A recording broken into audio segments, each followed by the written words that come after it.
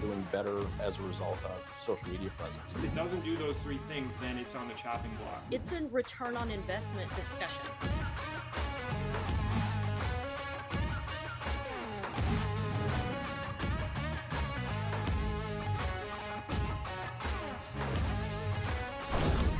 Hey everybody, welcome back to another episode of the Daily Dealer Live. I'm your host Sam Dark, and welcome to this space where automotive comes together to learn, to share, to grow. Thank you, our Daily Dealer Live audience, for choosing to be here on this Monday, November 17th. Let's jump right into it. First up today in news, Ford is teaming up with Amazon to sell certified pre-owned vehicles, making Ford the second automaker to plug into Amazon Autos after Hyundai joined the platform last year. Now shoppers can browse, finance, and buy Ford Blue Advantage CPO units directly on Amazon and then take delivery through participating Ford dealers. And so far, more than 160 Ford dealers have raised their hands, according to CNBC. A dozen stores are already live, and another 10 go live next week. For now, only the LA, Seattle, and Dallas markets are eligible to participate, but more markets will likely open up soon. Ford says the goal isn't to bypass dealers, it's to drive more traffic to them. And depending on how the CPO program performs, Ford may eventually look at listing new vehicles on Amazon as well. Next up, in an effort to cushion the blow from U.S. auto tariffs, the South Korean government is rolling out a major bump in EV subsidies at home to keep its industry competitive. The government plans to boost EV incentives by 20% next year, raising the pot to 936 billion won. And for those who can't make the conversion, including me, that's about 658 million, or way over a $500 million. It's part of a broader package that also pumps more financing into auto parts suppliers to help them absorb higher costs tied to the tariffs. Both Hyundai and Kia stand to benefit the most. Hyundai already told investors the U.S. levies cost it more than 828 billion won in Q2 and warned the hit would grow in Q3. And while the U.S. has agreed to lower the tariff rate from 25% to 15% as part of a larger investment deal, Seoul clearly isn't waiting around. Hyundai is also upping its own investment at home, committing more than 125 trillion won. Again, conversion, that's 86 billion US dollars in Korea between 26 and 2030 to shore up production and protect supply chains. Well, what's the bottom line here? South Korea is going all in to keep its automakers, especially Hyundai and Kia, competitive, protecting thousands of supply chain jobs and accelerating homegrown EV tech development.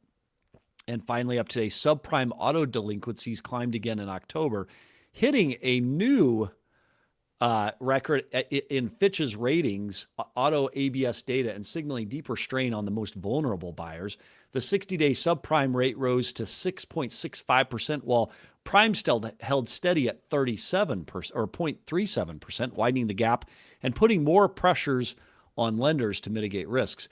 And with lower income consumers reporting sharper financial stress, more deals are stalling. If this trend continues, approvals could get tougher, and dealers will likely lean even more on prime and near prime buyers to keep volume moving. And that is a wrap on today's industry headlines. Yuli, welcome back. Hello, hello. All right, what do you think about Amazon Autos? Is it a good idea, bad idea, not a big deal? I think it's the inevitable evolution of the industry, but I mean, for dealers, I don't know. Yeah. I don't know that it's a great idea, but yeah, it's interesting to see, OEM after OEM. Hyundai, it starts with. Now Ford, who's up next? I probably have a couple guesses. Does Stellantis go next? But it'll be interesting to see, particularly with this focus on CPO as opposed to new. That's where Hyundai started. What will be the net effect? So to our audience joining our live stream, just a quick reminder, we're live across all CDG social media platforms. Post your comments. We'll bring them into today's show. And what a show we've got in store for you, our Daily Dealer Live audience. Coming up today, we'll hear a Cox Auto's response to Brian Kramer last week on vAuto product capabilities. He made some comments about CarMax and Carvana and whether or not they showed up on vAuto.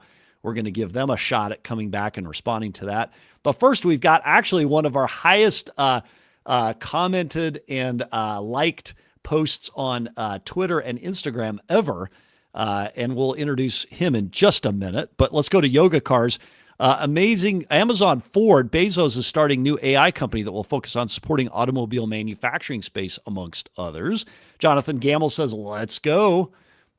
So that is an interesting comment from Yoga Cars, and to Jonathan. Thanks for shouting props out. But we'd love to hear from all of our audience. So bring it in. All right. Who is our highest?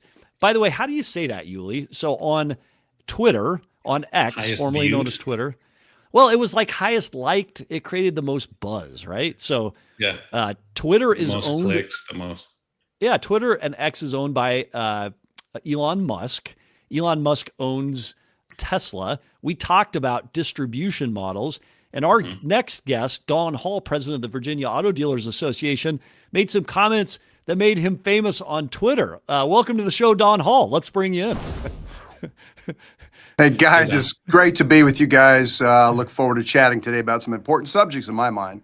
Yeah, it's exciting to have you back. And you trended across our Daily Dealer Live audience earlier as we were talking about direct distribution versus the franchise model. Huge advocate you are for the franchise model. So we're excited to catch back up with you. So Don, Virginia and New Jersey had elections. They're the only two states that recently had general elections. How did auto dealers fare in those, Don? You know, I appreciate the question, number one. And I get asked by a lot of car dealers. A lot of people say to me, well, Don, how do you feel about the election results and what's taken place? I said, thank God, as a young guy so long ago, I joined the auto industry and I've been part of it for a very, very long time. In the auto industry, good, bad, or indifferent, last month is indeed last month. This is a new month. Let's march on, meaning the following.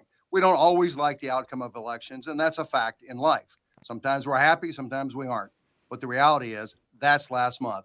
Now we have to learn how to deal with the new folks taking over and in charge. And I am certain with the auto industry coming together in the Commonwealth and in New Jersey and many other states out there, that all of us make sure that our message is resonating in the governor's office, if you will, and that we're about enterprise, we're about taking care of the dealers, but most importantly, ensuring that every consumer has a great buying experience in each and every state in this great nation of ours. So, Don, as part of these elections, you're lobbying for bills and you're lobbying for candidates that are representing certain viewpoints. What's the top one or two lobby topics that you're engaged with currently as you're having discussions with politicians and on the Hill? Well, as Yuli was talking a minute ago about Amazon, we're talking about the virtues and the value of a system that often gets taken for granted, even by us in that system, and that is the franchise system. The fact is it's 100 plus years old. It's a great system. It's not a system we ought to get rid of because it's, quote, old. Old things can offer lots of great things too. And the franchise system indeed protects consumers. It protects the state of Virginia in this case, or any other state, but most importantly, it protects the dealers as well. The money that they put in this business, the number of people we hire in this business. And so it's always about making sure that we're being fair. The manufacturers have their direction, their marching orders, and oftentimes they don't march in a direction that would be beneficial to those of us who work day in and day out, moving metal and making sure that customers have indeed a great buying and service experience in those dealerships. So your viewpoint is to protect the franchise model, which that is basically using government to say certain businesses can't exist. We talked about that in the past. Tesla, you said, hey, it would be better if Tesla came to consumers through the franchise model. How do you reconcile, our auto dealer group, typically that's free market, with this constrained market, which is come through this channel? I mean, I get employee or customer experience, but a free market, even with Tesla, will drive towards a better customer experience because they're going to lose money and profit if they don't, right? How do you reconcile that paradox? Well, I think the biggest answer, the simplest answer is this. If you want competition, then you have a strong franchise system nationwide. It makes it very different. I've talked to a couple of my peers, both in Australia as well as in Germany, where their system is very different. They don't have the franchises that we enjoy. And as a result, the OEM is making all of the decisions. The entrepreneur has really a whole lot at risk, and it makes no decisions to speak of. If you want to buy, as an example, in Richmond, Virginia, a Ford, there are 6 or 7 Ford dealerships in the greater Richmond area. In fact, more than that, if you go out an extra 20 minutes. And as a result, I can give you competition for the new vehicle, competition for your trade, the value of your trade, competition when it comes to the financing. I give you competition when it comes to servicing of your vehicle. And that's what benefits individuals the most, not a manufacturer deciding what's in your best interest and what you're going to pay and how you're going to get your car serviced. People brag a lot about, well, it was so much easier when I bought my Tesla. I said, well, fine. Tell me what it's like when you have to get your car worked on. When you have to get it serviced. Yeah. Oh, that's not easy, Don. That's terrible. Body work, repair work, some All of the above. Intellectual property and whatnot. All the above.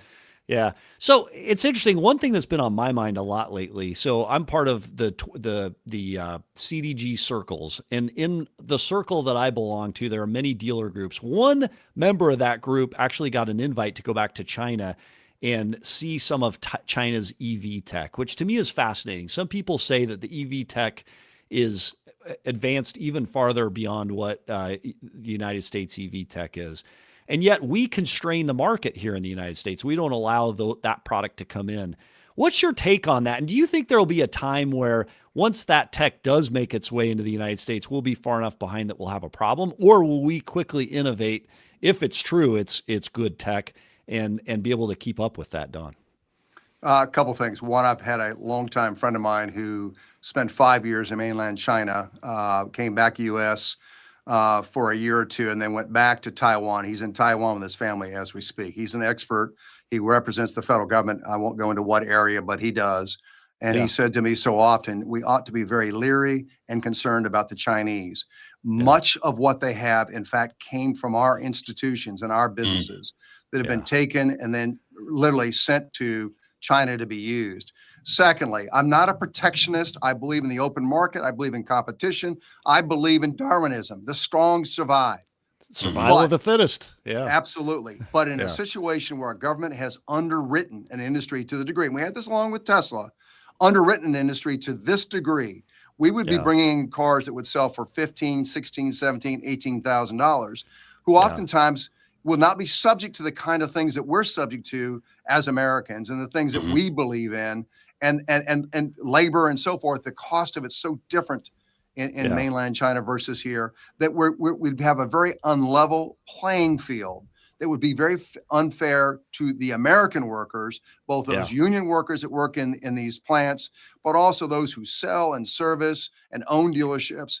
We cannot allow that to take place. In the short term, it'd be great because everybody can drive around in $20,000 cars that haven't existed in a long time. But the reality is that we've got to stand for America and our way of life.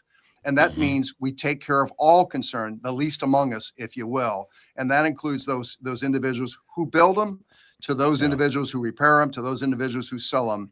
And we need a free market to do that, but not a market that is being underwritten by an entire government in order to create havoc on our economic system. So that's a great and an interesting response. Once the Chinese product does come in, will we have catch up to do, or is it your belief that we've innovated equal to them or beyond them? And what are ways we can stay competitive to prepare for that day? I was in Mexico and I saw Chinese EV product driving around, and it just makes you think our roads look a little different than others do, right? Yeah. First of all, it does not mean that we ought to be complacent and just say, well, Americans are going to get what we get, and it's just the way it is. And, you Americans need to suck it up. And because you haven't been innovative and you haven't been on the cutting edge of doing things to make our cars better and so forth. We are a different regulated entity than China by a long shot. Yeah. Our lives are different. And so, again, I go back to my earlier statement, not to sound redundant. A level playing field will compete. Yeah. Level playing field, but it will never be level. And so therefore we ought to resist the temptation, and to at least the current administration and maybe even the previous to some degree, where we're not going to let the Chinese in. Sorry, but we're not going to let you in. And that's where tariffs will make a difference and should make a difference, where they're financially, there's no incentive for them to come into our country. And the lack of level playing field is intellectual property rights. To your point, they've stolen a lot of that. And then it's cost of labor, which it's all the above. Aren't supporting that. All right, so take us to the tariffs, Don, and then we'll go into our main topic for today. So we're about 6 months in. We've seen tariffs at varying percents. a lot has been up in the air, including this Nexperia chip shortage, which kind of came and went, but it may not be completely gone. Are you a fan of tariffs at this point, or are you a little nervous about how long it goes on and the ultimate impact to the economy?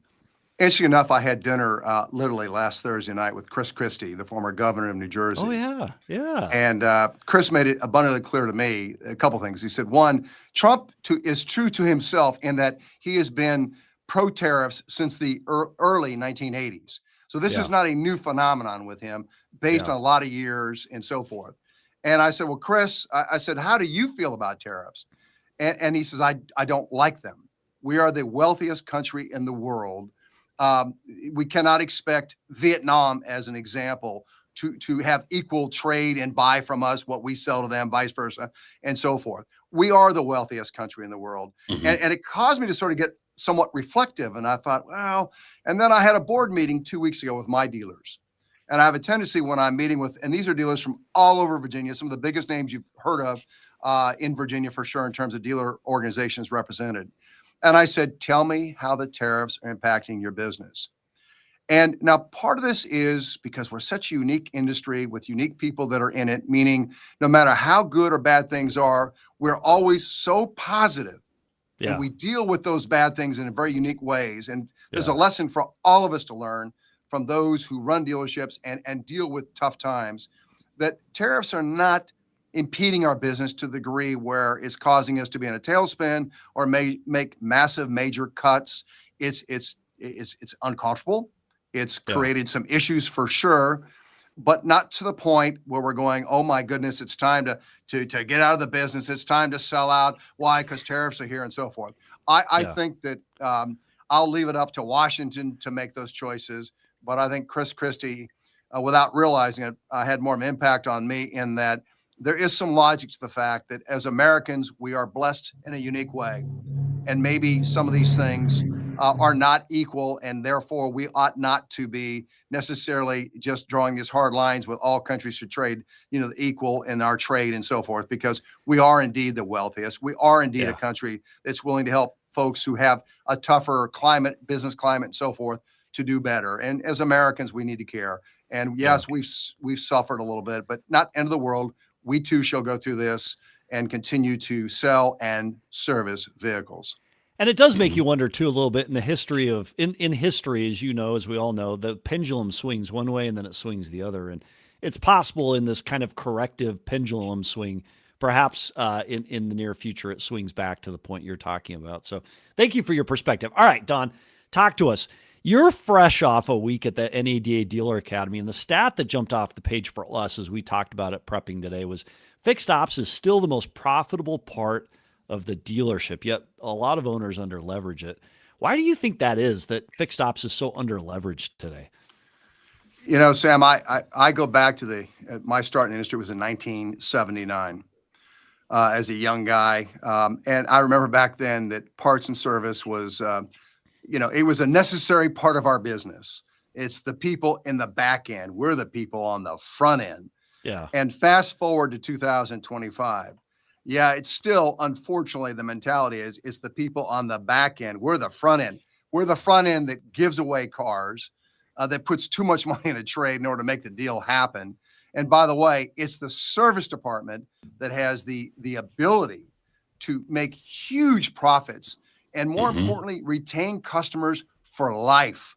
Yeah. One of the things in this wonderful class I spent at the Dealer Academy is this idea that not only do I want to have your warranty work, obviously, but I want to have you coming back to me after that period is up. But more importantly, Mr. Customer, tell me about the other cars that you currently own. You see, the perception is that I can get a better, less expensive oil change out on the street, or I can get my car worked on out on the street with others for lesser money. The fact of the matter is this: it is not true. We have certified techs, certified to work on your vehicles. And the reality is we've got to do a better job. And the front end needs to understand clearly, Mr. and Mrs. Front End, we exist for the purpose of service, who in fact can carry the water of the dealership, meaning the average absorption rate is somewhere between 70, 75%. I've got Virginia dealers at over 100%. Yeah. In other words, all your expenses are covered Yeah. by parts and service. Yeah. This is an area that has great, even today, growth potential, and we know so little about it. And dealers go, well, but I'm making X amount of dollars, so I don't think about it. No, this is the area that allows us to do very well and to retain customers for a lifetime. So to prove the point, I'm going to bring up one stat here in just a minute, but I am curious, what the heck is Don Hall doing at the NADA Dealer Academy class? Are you taking this course? Why are you going back to school there in McLean, Virginia? Well, one, they allowed me to do it, which I'm eternally grateful to Mike Stan and the NADA staff that allowed me to do this, first and foremost. Two, look, if I'm not a young guy, at least by numbers wise, if you care about this business and you care about life, it's always about education. It's listening today. That's part of your education. Any opportunity, you've got to enlighten yourself. You may not agree with everything is said, but the fact of the matter is to be able to sit in a class and listen to 20-some people in that class talk about, one week it was parts and then it later became service the next week, and to listen about what goes on and knowing that a lot of them don't really understand it or appreciate it to the degree that they ought to appreciate it. And so part of my message is life is about growing, life is about learning. And when you're not willing to grow and learn, it's time to check out. I am not checking out. This Marine stands at the duty and is ready to go to war to do whatever to protect the dealers. And also say to dealers, get a dose of reality. If you don't understand it, then you ought to understand it quickly, because there's a lot more you can do profitability wise. And your future is more in the service end of the business than it'll ever be in the selling end of the business, especially with your Amazons and others who are now, into our business and trying to take advantage of us. We need to be the kings of service and parts, and both which give us great opportunities to make a lot of money and take care of a lot of people. So I don't know if you've heard, we've had many fixed ops leaders as part of Fixed Ops Friday on the show, and they all say that exact same thing. It's all about retention in today's world. It's all about serving that customer to the highest level possible. And Don, that's why we here at Car Dealership Guy and Daily Dealer Live do what we do 3 times a week. I love this platform to just get to talk to people like yourself, ask questions, and learn, because in learning and being transparent and challenging each other, we grow, we find better solutions. So one stat before we have to let you go that you quoted as part of your time there, tires might be the most shocking area of fixed ops. 75% of customers buy tires from the first person who recommend them, and yet only 8% of tires are sold by franchise stores. Why is that happening if that's true? And how did Bob at your NADA Dealer Academy class teach and suggest that you fix that? Dr. Bob had been in NADA for a long, long time, an incredible guy for sure. An icon. Yeah. Look, with your dealerships, we say, well, they meet our salespeople and they know who they are. No. The people that in that service lane, when they drive in, it's those individuals, those advisors who establish a long-term trusting relationship with the consumers. And the reality is we don't think to ask. We had an exercise where we had to call parts departments as an example, as a class. This is a devastating exercise, Don. I did this in my time, and I said, wait, we'll be the exception. When that call gets made, you'll love the response. And Don, what happens? Invariably. Ladies and gentlemen, listen clearly. When you call in, your folks don't do a good job. They don't take names, numbers. They don't act. And this is true in every single dealership we did this in. It is embarrassing. We have a golden, great opportunity to sell more tires, to sell more service, not to abuse people by overselling, but just take care of their needs, to be able to convince them that you don't have to go down the street to get an oil change. We do a better job. We use the right kinds of products. Our people are trained. And so at the end of the day, as a guy who spent his life in sales, and here's all my dealers talk about the sales part of our business, I'm here to tell you, change your language, change the way you think about your business. If not, get it that way quickly. Hire the right people, hire the right consultants, use the various companies that can help you be better with AI today on warranty. You had a guest on that recently as well. This is what will make a huge difference on what we're doing 10, 15, 20 years from now, and also in your profitability today. Do it now. And on that mic drop, President of Virginia Auto Dealers Association, Don Hall, thank you so much for being with us, sharing your perspectives on all things. Look forward to having you back at some point soon. Thanks, Don. Thanks, Don. Dude, every time he's on, I get so fired up. Like, I know. he is unapologetic in his commitment to the automotive industry. And I love the different viewpoints he has, because I do think about some of the international things we're doing and what will the unintended consequences down the road be. And it's voices like him that have seen kind of that pendulum shift of history, that kind of understand some of the why, they see the path, and they see kind of the wisdom in some of the things that are happening today. So it is interesting to hear him speak. Colin Kubik says, preached on. And I would agree with that, right? So, hey, before we jump to our next guest, let's talk escalating fines and enforcement actions. They're hitting dealers hard right now. KPA's complete compliance suite protects you from every compliance risk while helping to reduce insurance premiums and liability exposure. Learn more at kpa.io/automotive, kpa.io/automotive. And then you can, as always, we got our good old QR code up there, and you can scan that for more information or click the link in the show notes. But huge props to KPA for supporting the content today, including that really fun conversation with Dawn that we just had. And, you know, that conversation and some of the things Don said about the importance of continued education really reminds me of CDG Circles, which is open right now. If you want to join a circle, that enrollment will end the end of this month, and then you'll have to wait until the end of Q1 to jump into one. But I can tell you, I've seen conversations in the circle that I'm involved in, and it's been interesting. One of the members, as I said, is going to China just to check out what they're doing over there. And it's fascinating to hear everybody's viewpoint and get their take on the industry. It's tough to keep up with, but as you go back and you digest it and read it after the fact, there's a lot of actionable content in there. And that's the value of continuing ed, Yuli, right? That's what this business needs all the time. Yeah. Continued improvement. Yeah. All right, let's jump to our next guest, CEO and founder of Saferide.ai, Will Bright. Welcome to the show, Will. Hey, Sam and Yuli, great to be here. Thank you for having me. It's great to have you. Welcome. We're super pumped to have you. I know you have a pretty remarkable piece of technology to share with the classroom today. Before we get into that, let's ask the signature question. You know, how's biz in your neck of the woods? Oh man, business is great. We just crossed the first 5,000 pre-orders from dealers for our product. So that's it's not too bad for a company of our size. And we're hiring a lot of folks, both on the sales side and on the technology side. So it's firing all cylinders. I love it. Now, peel back the layers a little bit. 5,000 pre-orders of what exactly?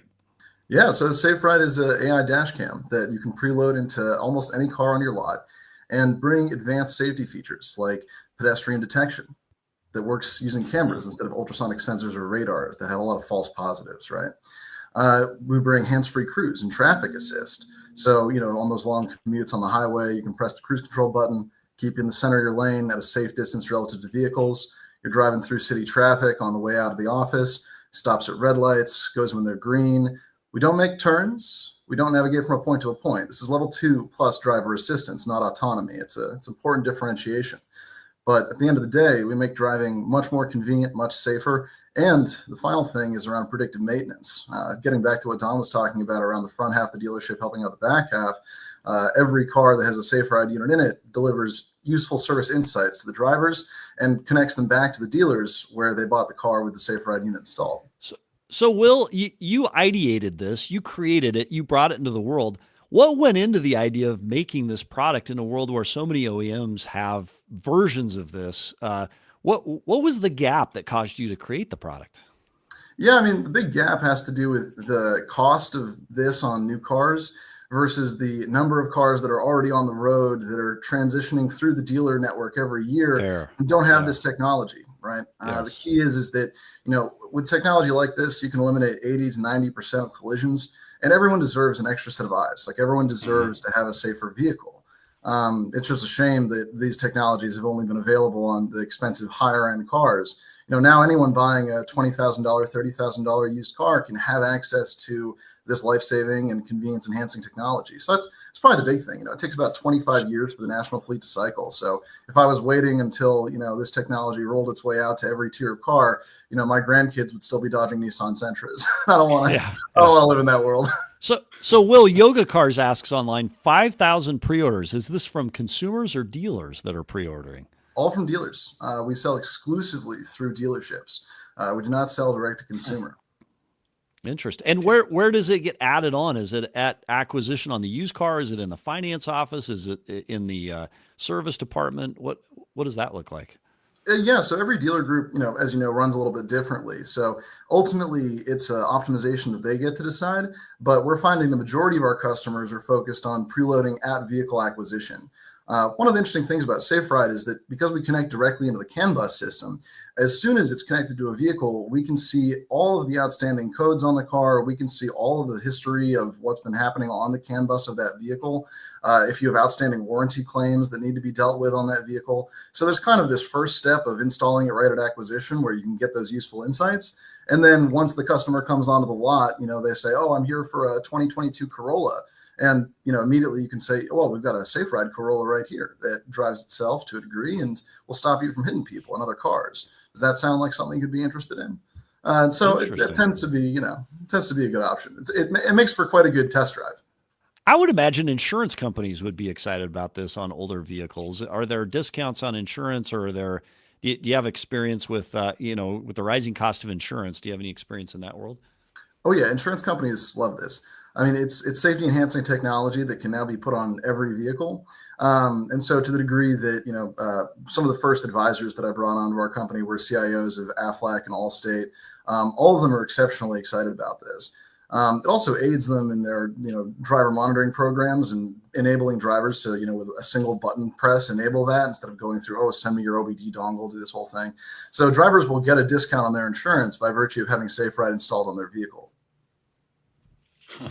Now, I know you mentioned that this ideally would be installed at the point of acquisition, but do you see a future in where consumers are going to be coming in looking to get this installed on their personal vehicles at the dealership?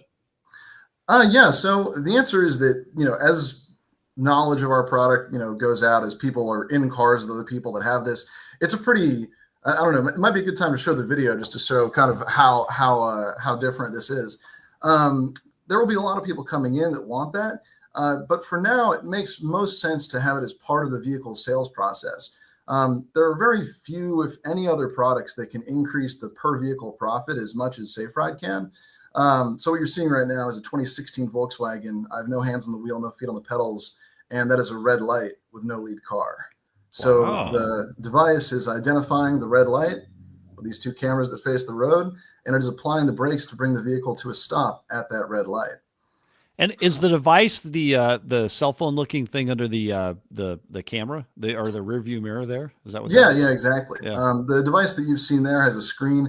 The final product doesn't have a screen. It looks a little bit more just like a traditional dash cam, much smaller and more compact. More screens in cars, not generally a good thing. What you're seeing is a 2020 Toyota Corolla driving itself down a nice curvy road in Texas there. But yeah, exactly. That's our device on the windshield, and it's facing the road and seeing what's going on. And then, Now, you had mentioned earlier that it doesn't steer itself. This one looks like it's steering itself. What I said was that it doesn't make turns. It'll keep you in the center of your lane. So it's like lane correction. Oh, exactly. Like lane centering. Unfortunately, there's so many trade terms for these things, but we say hands-free cruise because if you're, driving down the road, it'll keep you in the center of the lane. So like Will, are there three things people are looking for in their next car? Yeah. So Will, are there qualifications in a used piece of inventory? As a used car manager, I'm going out looking for vehicles. Are there vehicles for which this qualifies and doesn't? Like, what is the overarching in inventory or is it year? Is it certain, what am I looking for in used cars when I'm trying to buy something that will qualify for this? Yeah, absolutely. The key, so right now we're compatible with around 300 different models of vehicles built since 2010. So we've got a pretty wide range of compatibility. The key thing to look for is vehicles that are from, say 2012, 2015 and newer. Those tend to be where we have the highest level of compatibility, where we can deliver the most value to the consumer. and makes and models that work really well with our platform. We cover Toyota, we cover Honda, we cover Lexus, we cover Ford, we cover GM. So it's kind of a situation where whatever your set of brands are that you prefer to sell, we can become a big part of your business. It's just that, if you're trying to sell like a 2008 Honda Civic, it's a little bit less of a thing. But granted, that's not so many of the cars. So a couple comments coming from online. Robert says, what other benefits does this have for the dealership? You mentioned something about other tools that it has. Yeah, absolutely. So mentioned previously the predictive maintenance, right? And the great thing about that is that, because we have access to the CAN bus system, we can see that the car's transmission is shifting, say, 0.2 seconds out of time, right? And we can say to the driver, hey, you need a transmission service. Otherwise, in a year, you're going to have to get that replaced. The service is a few $100s, replacement's a few $1,000s. And the driver knows for certain that, well, this is based on real insights and data from my vehicle. They don't have to trust anyone who's maybe, they have their own perceptions of what the incentives of a mechanic might be, right? And then from there, we provide them a very easy interface where they can use a phone agent to book a service appointment at the dealership where they purchase the product. So for every car that you sell with Saferide in it, we're delivering those service insights to the drivers and making it very easy for them to come back and give business to your service department. In the future, we'll be able to offer even more robust tools around inventory management. It's very easy for us to lock and unlock cars. It's easy for us to, arrest transmissions arrest ignition. My apologies. So there's a lot of things that you can do when you're connected to the CAN bus. So does for the dealer that sells these or offers these to their dealer client customers, is there like a monthly subscription with an integration? Like, how does it work from my end as a dealer? And then is the consumer paying a subscription, or is it just one and done? Yeah, so from your end as a dealer, you're purchasing the devices from us at a certain number, and then you're equipping them onto vehicles and selling those vehicles for a higher number. In most cases with the dealers that we're working with, it's producing a situation where they're generating more profit per vehicle on the Saferide unit itself than they are on the whole vehicle, like far and away, and more than they are on any other existing preload product. And then is it a subscription to the end user from there, or does it just work into perpetuity from there? So there is a subscription for the driver. It's pretty reasonable. It's much less than comparable products from OEMs that exist. And the other thing too is that there's a certain period of time that the subscription is rolled into the vehicle purchase. So you can drive off the lot that day using all the features that are there. And then if you want to continue to have access to convenience features like the application you can use to lock and unlock your car, view its location, there's an ongoing subscription for that. At the end of the day, though, the safety features of pedestrian detection with the automatic braking, those will function regardless of subscription status. Now, our goal is to eliminate 80-90% of road deaths by getting this into every car. So that'll work always. Do you have integrations? You mentioned being able to push out service reminders and being aware of service maintenances that are coming up. Is there an integration with service schedulers so the customer can then quickly schedule based on that recommendation? How does that work, Will? Yeah, so the way that we tackle that today is leveraging phone agents to call the dealership on your behalf and book those service appointments. So when the driver says, hey, I'm available at Wednesday, 9 a.m., Thursday, 2 p.m., whatever their schedule is, our phone agent calls the service department and says, hello, I've got a Honda 2015. I need this service. Can I schedule at this time? And when the dealer responds and confirms the appointment, then we send the driver a simple notification that adds to their calendar. So in terms of the scheduling process from the dealer side, it's exactly the same as someone calling in. In the future, we'll be able to integrate with more software platforms that exist within the dealers. That's just kind of the easiest sort of universal path today. For now. Yeah. So Jason Hoffman says, very cool, go public, I want to buy stock. So he either knows you or he's very excited about this, which I'm sure it's probably, he's super excited to see different tech. So as the CEO of a company, Will, that has created this connected car technology and given it to dealers as a tool, what do you see the future of this type of technology when it comes to dealer groups looking to retain and stay connected to their customers and their customer vehicles, even more than the OEM does? A dealer that wants to remain connected. What's the future of this, Will? Well, yeah, that's kind of an interesting push and pull, right? The OEMs want this customer relationship. Ultimately, the dealers want this customer relationship. Yeah. The thing that I care about is supporting the dealer-customer relationship, because the dealers are the businesses in these communities that interface with these people, that care about these people. And one of the things that really surprised me when I first started getting into this industry a few years ago is the level of philanthropic contributions that come from dealerships. And when I tell people about that, they get confused. And I'm like, well, go look at the name on the stadium in your town for your high school. Go look at the name on the library in your town. You'll often be surprised to find it's the same folks. So not to get too far from the core of the question, at the end of the day, dealers don't have a very useful set of tools that can enable them to maintain the relationship with the customer, retain those service tools, retain the service from the vehicles they sell. And that's a big part of the value that we offer. And as we continue to grow, that's something that we're going to develop more and more tools around.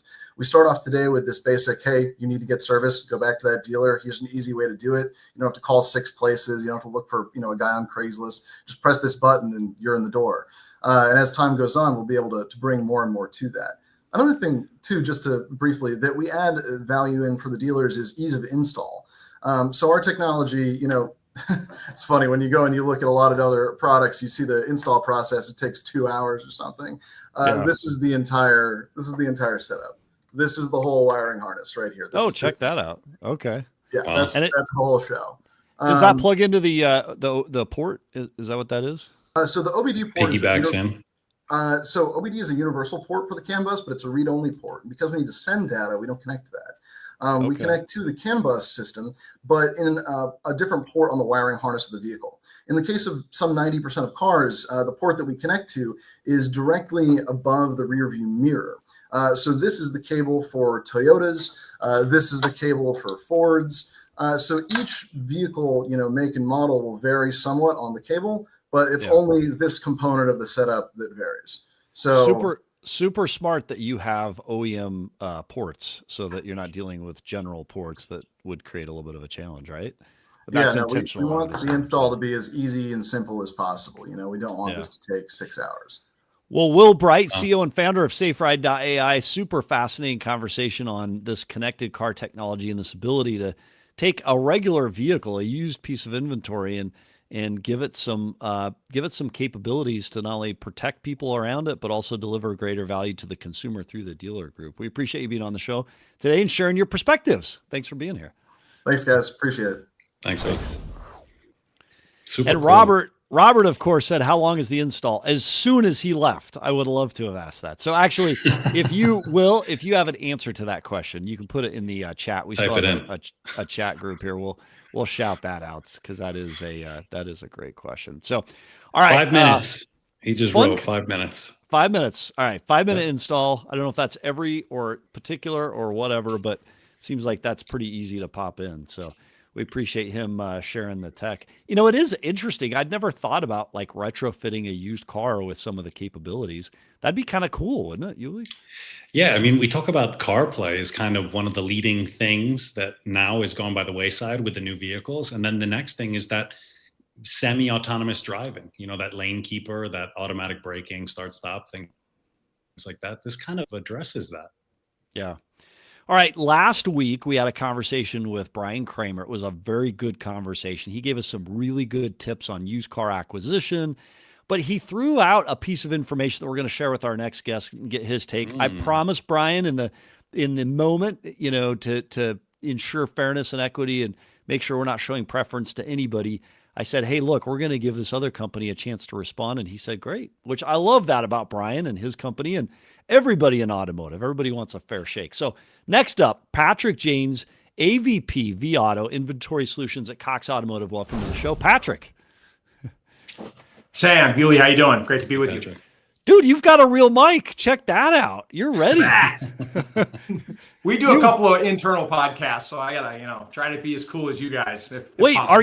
Are you in the Cox studio? Because I have seen that there in Atlanta. It's very. I am not. Cool. I am not. Okay, you're in your own. This is the Patrick Janes studio, right here. Okay, this fair. Is the nice door. Compliments of my wife, who put that up back there. That's about as good as it gets. Yeah. All right, Patrick. Before we go in with Brian Kramer's comment, I just want to ask you, how's biz? And for the audience that hasn't seen you before, because you have been on the show, tell us a little bit about yourself and what you do out there in the world. Well, first of all, business is pretty good. I mean, as you're a vendor, you can't say it's bad, right? Otherwise, it looks like you're losing ground. Yeah. But we're extremely busy right now trying to get a whole bunch of solutions to the finish line at NADA. That's like the Super Bowl for the vendor space, right? Yeah. But regarding my background, first 14 years with an OEM. And I got to meet the guy that they smuggled out of Japan in an instrument case personally. Spent a day and a half with him, so you know which OEM that was at. Yeah, I do know who you're talking about. That's crazy. And then I moved into my retail career, and coincidentally, you had the guy, the man of Virginia on earlier, Don Hall. I was at a dealership in Virginia for 9 years, so I have been to 9 VAIDA conferences with Don as the lead there. And I go one step further, and if Don is still on, I want him to know that Mike Stant, all right, for NADA, the president, worked for me at one time back in the days. He may not even claim this. Back in the days of Nissan. So I want Don to know that, the fact that, I was the one who created that soft heart of Mike that let him go to NADA Academy, which was probably not, and he wasn't eligible for as the leader of vAIDA. So anyways, that's my story. So as a graduate of NADA Academy, I think I get to go back to any class, and it would be a fun thing to just go sit in on one of these classes and help the other students see the value of really this continued training. Again, it's why CDG does what it does with Daily Dealer Live and with the CDG circles and all the other things. Patrick, we're going to do one little pivot for you. We're going to send you back into the green room real quick. We're getting some weird audio stuff from you, and just have Sam and the crew make sure they've got the right mic checked. Everybody's freaking out as we do this, but Sam, if you can help us with that on the other side, and then we're going to have you back. And while we're waiting for that, because we want to hear Patrick's response, and we want everybody to be able to hear it. It's interesting. Don talked again about the importance of education. Patrick kind of endorses that. CDG obviously will be at NADA. We're going to have a great we're going to have a great party there at NADA. Obviously, anybody that wants to register. We can't have everybody, but we want as many as we possibly can there. And for whatever reason, it's going to be, NADA is a great place. CDG circles are a great place.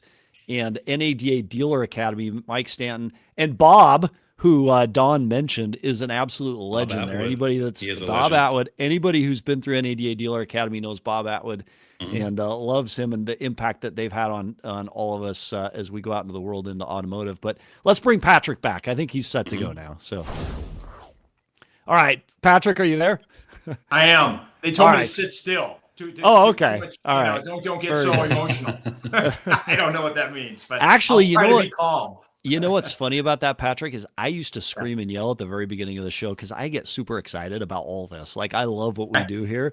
And they're like, we don't want you to lose the energy, but we don't want you to scream and yell anymore.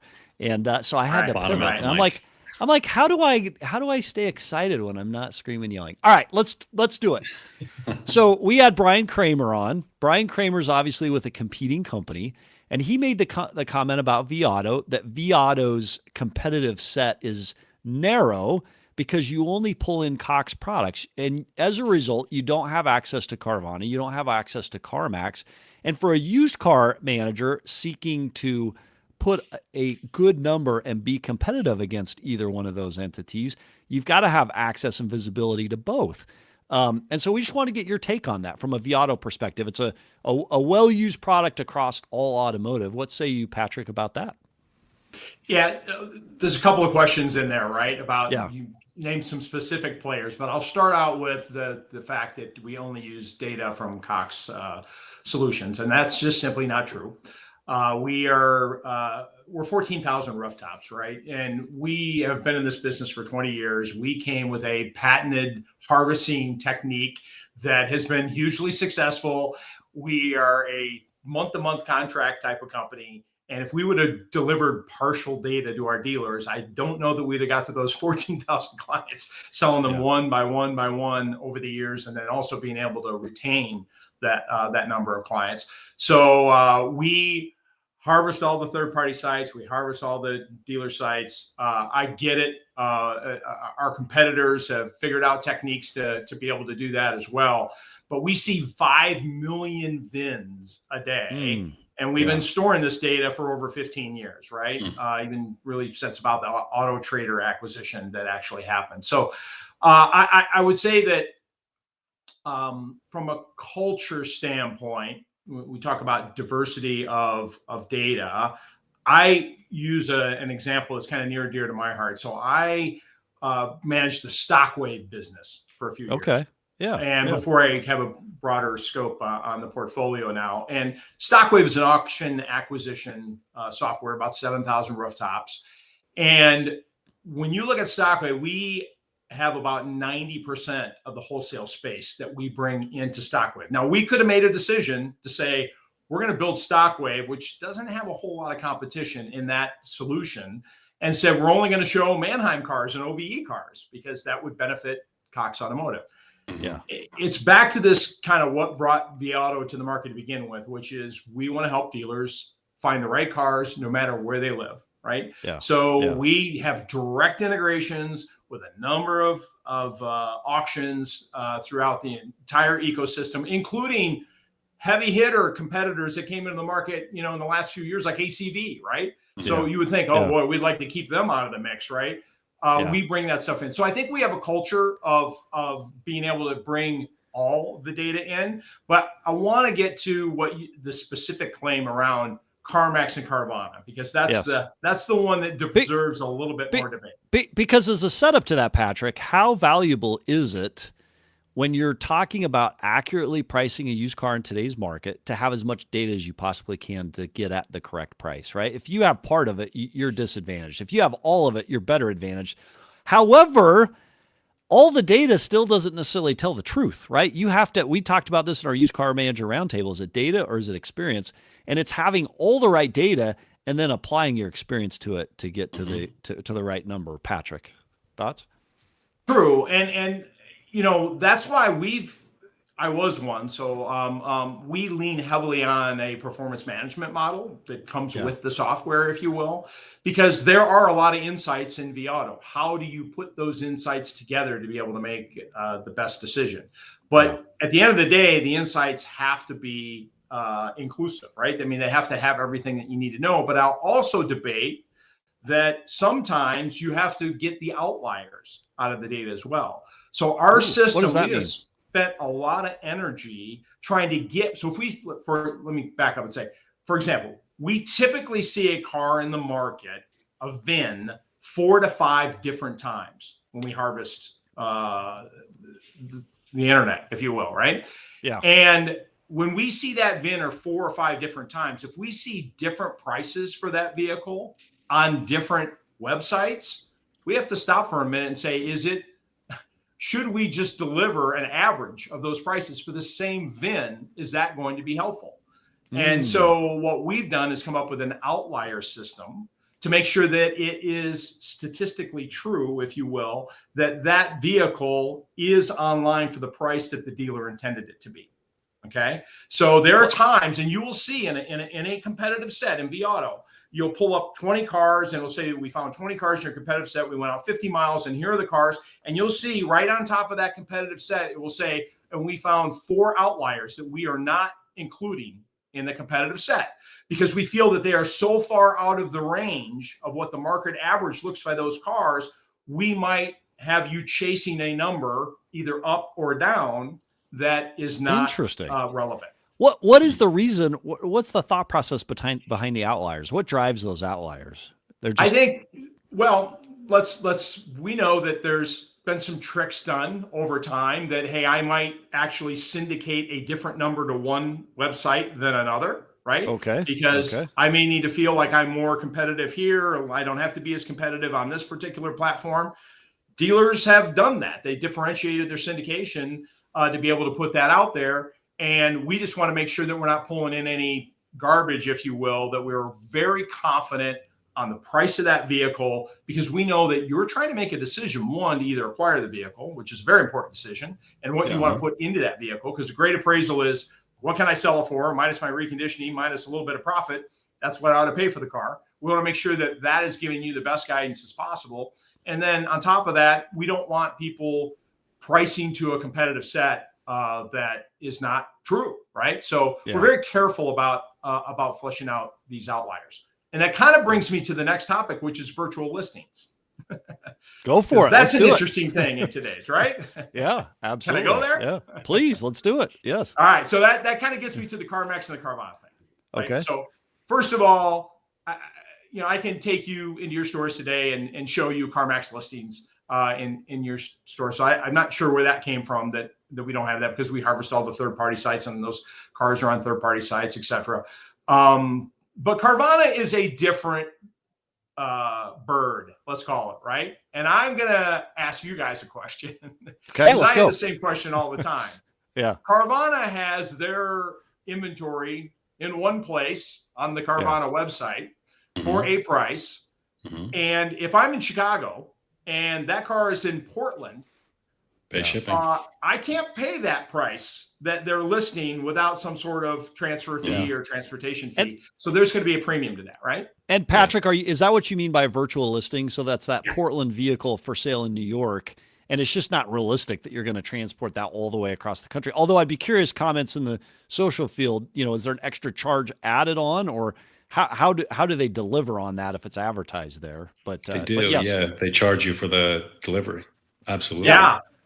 I had a pal of mine the other day that was trying to sell his car to Carvana, and they were charging him a transportation fee because he was kind of outside of their area where they like to go pick it up in your driveway, right? So they had to actually deduct from the value. So yeah, I get it. They play that game, if you will. The question I would ask you guys, if you're trying to price your car to market, and should you see that listing that potentially is not a true listing in your market, and do you want that calculated into your market average? I would want the ability to bring it in or out and consider both, but probably more often out than not. I guess what you're saying is, if Carvana is advertising a vehicle at $17,000 on the West Coast and you're on the East Coast and it's $1,500 to ship it, then the true market price of that vehicle on the East Coast is $18,500. But you're not able to bring that into the set because you can't account for the shipping costs, so you just omit it. So AI is kind of, opened up a whole new realm of things now, and we're starting to apply AI to what we call a feature called smarter competitive sets, right? To where we're applying data science and AI to kind of help the user come up with that competitive set. Because to your point, the decision that you just made, you said, well, sometimes I want it in, sometimes I want it out. I don't know, what the right answer is to that. We can develop, through data science, we can inject and help some of those decisions be made that are found on science, and rather than necessarily art. So that's where we're at with that today. And we are working through that piece so that we don't bring in what you might consider bad data or stuff that your users, and Sam, what you decide to do is one thing, but the user at one of your stores who might have a different motive, saying, hey, I'd love for that that price to market to be higher because I put too much into this car. I'd love to be able to price it up. He can hide a problem that way. Yes. Yeah. And hide the problem. So, we don't want to enable folks to be able to do that. We want the most accurate listings as possible, and not let them manipulate the system to be able to raise the prices on cars or go the other direction. So you can show it either way. And we appreciate you coming on to share your perspective on this, because as soon as that was dropped, we wanted to get not only your perspective, but how you think about that piece of inventory, how you look at it.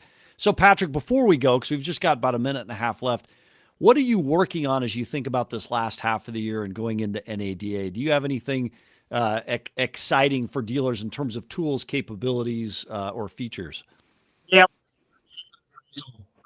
Say, the measurement of appraisal.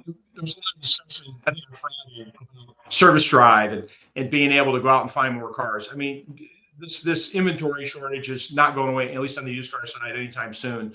And we know that dealers are trying to get more progressive and being able to pull in cars from different sources. So we have stood up a number of AI-generated initiatives. Those things we're rushing to NADA with, that will help with better insights around vehicles and to be able to really identify by channel which sources you're doing the best with. One that came up, we did a quick Detroit workshop a little while ago, and we talked about sight unseen appraisals. Tricky thing, right? Yeah. What's your look to book right now on sight unseen appraisals? I would ask a dealer, and most of them would say, I don't know, it's all blended in with all my other appraisals, right? Yeah. So we're trying to break those things out and then provide insights on the car that you can't see, which is, the original goal of Dale Pollock was to be able to, as a guy who was blind, legally blind, that built a company, is to be able to find out information about a car that you can't actually touch and feel. So we stay on that mission so we can help dealers bring in cars that the Carvanas and the CarMax don't get out of the driveways. Patrick Janes, AVP vAuto Inventory Solutions at Cox Automotive. Thank you for being on today's show, sharing your perspectives about the tool. Thanks for the opportunity to get back in there and defend my honor, our honor. Thanks for being there. And thank you, Patrick. Thanks, Patrick. And that's what's so cool, Yuli, about automotive is we can throw something out, we can get a response. Like, I learned some new things. I think it's a cool thing to think about. Like, what do you want in your competitive set? I probably don't want that Portland vehicle in our Chicagoland competitive set. It could hide a problem, but I might want to know about it anyway and have access to it and the ability on it. A ton of comments online, including Eager Case says there's plenty of cars available at auctions, but we have a shortage of quality used cars. I think that's absolutely spot on. And Yoga Cars says it's simple math. You know the dealer zip code, transport costs are more or less fixed. You can easily add transportation cost to virtual inventory and have price for that car in your market if you want to see it. But I don't think at moment there's an automated path to that just to make it quick and easy as you're appraising a vehicle. But Yuli, a ton of information, and it's only Monday, November 17th. So only Monday. Thanks to everybody for being here. Thank you for watching Daily Deal Live. We break down the biggest moves in the car business as they happen. Don't forget, we're here live every Monday. We'll be back Wednesday and Friday. So if this is your world, hit like, hit subscribe, turn on those notifications so you never, ever miss a beat. And we'll see you next episode, everybody. Thanks for being here. Thanks, guys.